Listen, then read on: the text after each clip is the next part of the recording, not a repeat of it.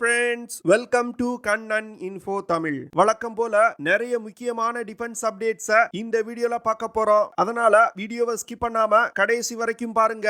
நம்ம சேனல்ல டிஃபென்ஸ் மற்றும் ஜியோபாலிட்டிக்ஸ் சம்பந்தமா தினம் ஒரு வீடியோ பப்ளிஷ் பண்ணிட்டு இருக்கோம். உங்களுக்கு நம்ம சேனல்ல பப்ளிஷ் செய்யக்கூடிய வீடியோஸ் பிடிச்சிருந்துச்சுன்னா சேனலுக்கு சப்ஸ்கிரைப் பண்ணி சப்போர்ட் பண்ணுங்க. நீங்க பண்ற ஒவ்வொரு சப்ஸ்கிரிப்ஷனும் எனக்கு அடுத்தடுத்த வீடியோஸ் போடுறதுக்கு ஒரு மோட்டிவேஷனா இருக்கும். நேற்று DRDO நிறுவனம் indigenous technology cruise missile அப்படிங்கிற ஒரு ஏவுகணைய வெற்றிகரமா சோதனை செஞ்சிருக்காங்க. இந்த சோதனை ஒரிசா மாநிலம் சந்திப்பூர்ல வச்சு நடத்தப்பட்டிருக்கு. இதே indigenous technology cruise missile DRDO போன வருடம் அக்டோபர் மாதம் சோதனை செஞ்சாங்க. ஆனா இன்ஜின்ல ஏற்பட்ட சில கோளாறு காரணமா அக்டோபர் மாதம் நடந்த சோதனை தோல்வியில முடிவடைந்தது. இதனை தொடர்ந்து DRDO indigenous technology cruise missileோட இன்ஜின்ல சில முக்கியமான மாற்றங்களை செய்து இந்த சோதனையை நடத்தியிருக்காங்க.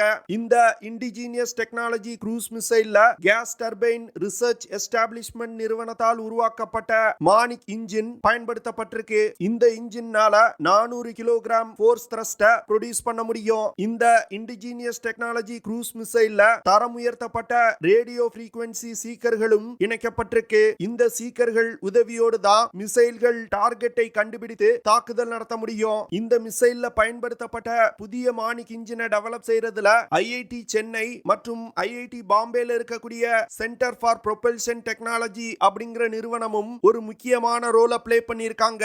இதே indigenous technology cruise missile ரஷ்யாவால் தயாரிக்கப்பட்ட NPO Certain 36MT mini turbofan இன்ஜினை வச்சு இந்தியா பல முறை சோதனை செஞ்சிருக்காங்க.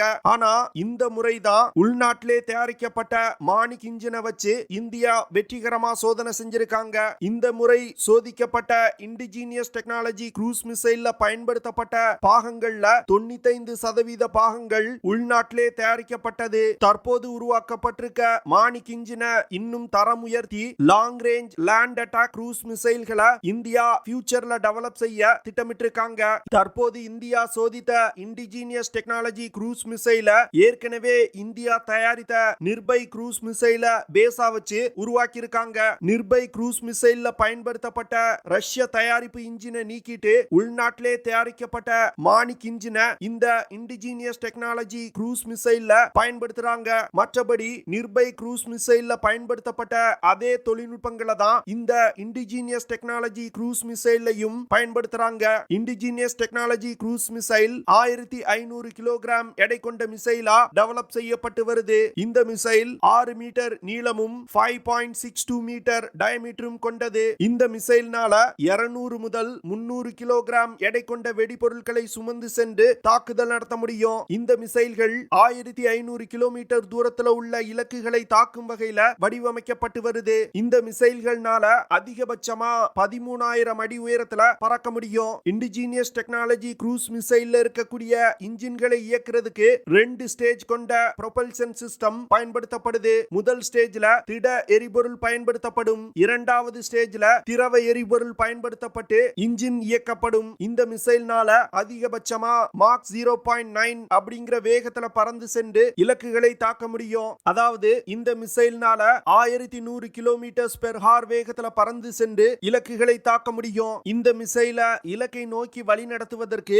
Ring laser Cairo initial navigation system, GPS NavIC satellite guiding system போன்ற பல்வேறு கைடிங் சிஸ்டங்கள் பயன்படுத்தப்படுது. அது மட்டும் இல்லாம மிசைலோட இறுதி கட்டத்துல ஆக்டிவ் ரடார் ஹோமிங் சிஸ்டமும் ஆக்டிவேட் செய்யப்படும். இது போன்ற கைடிங் சிஸ்டங்கள் இந்த மிசைல்ல இருக்கிறதுனால இந்த மிசைல்கள் இலக்கை மிக துல்லியமா தாக்கும். இந்த மிசைல் ஒரு ட்ரக் மவுண்டட் மிசைல். அதனால சாலை மார்க்கமா இந்த மிசைல இந்தியாவின் எந்த ஒரு பகுதிக்கும் எடுத்து சென்று தாக்குதல் நடத்த முடியும். அடுத்த அப்டேட், இந்திய ராணுவம் கூடுதலா K9 வஜ்ரா ஹவிட்சர்களை சவுத் கொரியாவின் ஹன்வா ஏரோஸ்பேஸ் நிறுவனத்திடம் ஆர்டர் செஞ்சிருக்காங்க.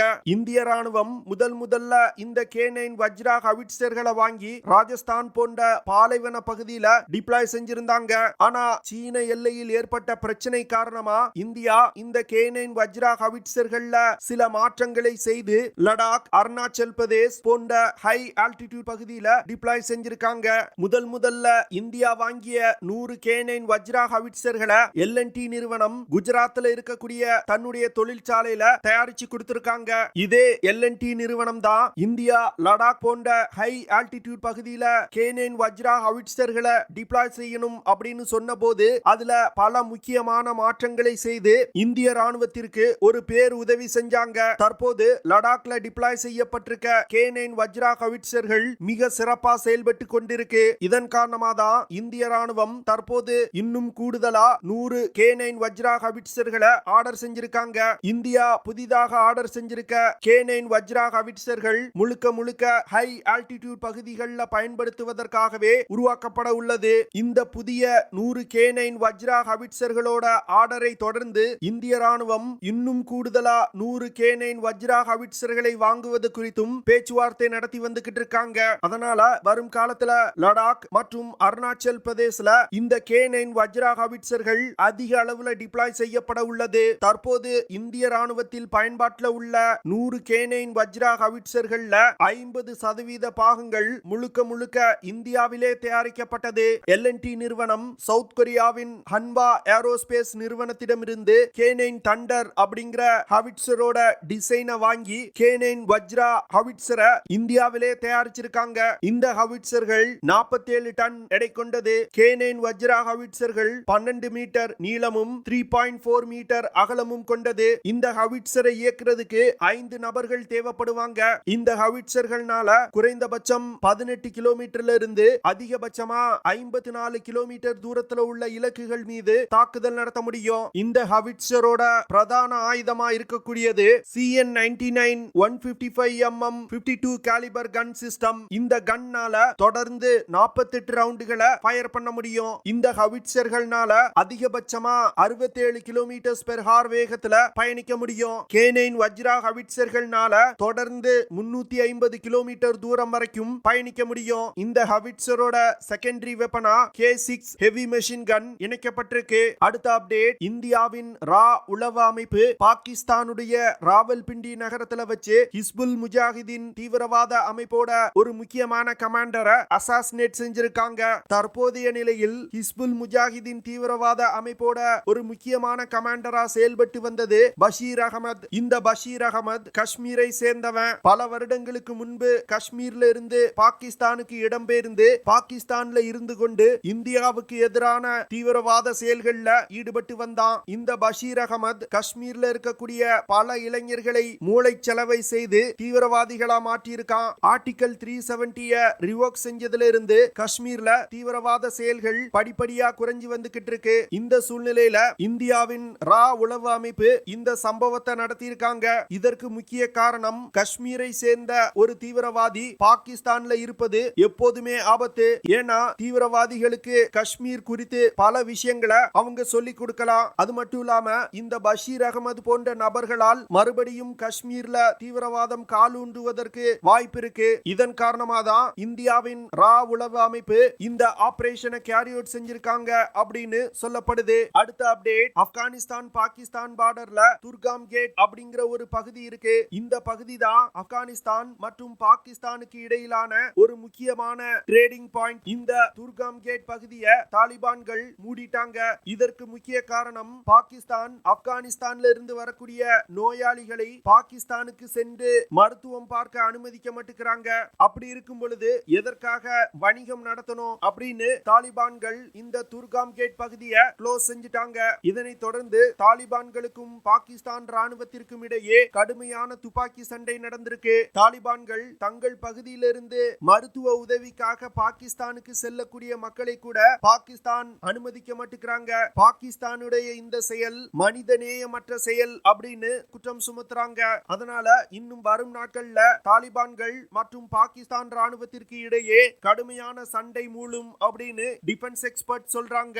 இதற்கு முன்பும் தாலிபான்களுக்கும் பாகிஸ்தானுக்கும் இடையே கடுமையான மோதல்கள் எல்லை பகுதியில் நடந்திருக்கு. குறிப்பா சொல்லணும் அப்படின்னா பாகிஸ்தான் ராணுவம் எல்லை பகுதியில வேலி அமைக்கும் பொழுது தாலிபான்கள் அதை தடுத்து நிறுத்தினாங்க. அப்பொழுதும் பாகிஸ்தான் ராணுவத்திற்கும் தாலிபான்களுக்கும் இடையே சண்டை நடந்தது. பாகிஸ்தானுக்கு தன்னுடைய வெஸ்டர்ன் பார்டர்ல பல பிரச்சனைகள் இருக்கு. ஒரு பக்கம் பலூச் போராளிகளால் பிரச்சனை, மறுபக்கம் ஆப்கானிஸ்தான் தாலிபான்களால் பிரச்சனை. பாகிஸ்தான்ல நிலவக்கூடிய சூழ்நிலையை பார்க்கும் பொழுது இன்னும் சில வருடங்கள்ல பாகிஸ்தான் பல துண்டுகளாக சிதறும் அப்படின்னு டிஃபென்ஸ் எக்ஸ்பர்ட் சொல்றாங்க.